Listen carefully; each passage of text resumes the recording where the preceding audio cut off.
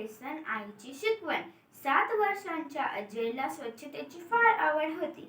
पायाला थोडीही माती लागू नये म्हणून तो नेहमी पायात मोजे व बूट घालूनच वावरायचा. नेहमी स्वच्छ कपडे घालायचा.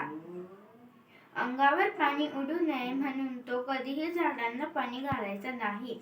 हाताला माती लागेल म्हणून रोपट्याला आळे करायचा नाही. अजयची आई गोठ्यातल्या गाई-वासरांशी, बागेतल्या फुलझाडांशी बोलायची. गाय तिला बघून हंबरायची, तर फुले झाडे तिला बघताच डोलायची. स्वयंपाकघरातील भांड्याशीही ती बोलायची.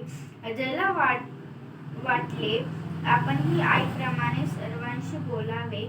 तो दुपारी हळूच गोठ्यात गेला व उभा राहिला.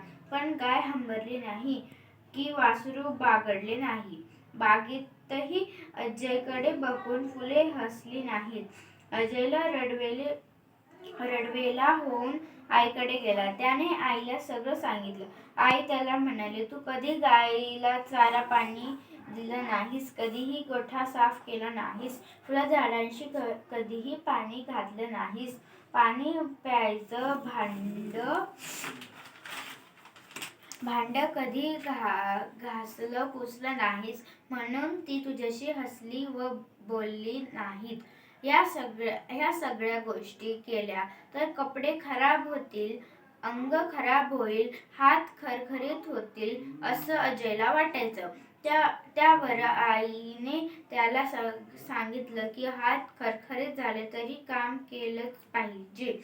पुस्तक खराब होईल म्हणून ते न वाचता तू ठेवतो का?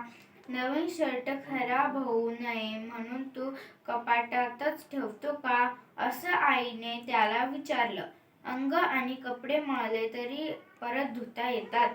तू चारा पाणी केलंस तर गाय हंबरले, फुलं हसतील, झाडांना पाणी घातलंस तर फुलं हसतील. हे अजयला पटले व तो काम करण्यासाठी पळाला. धन्यवाद.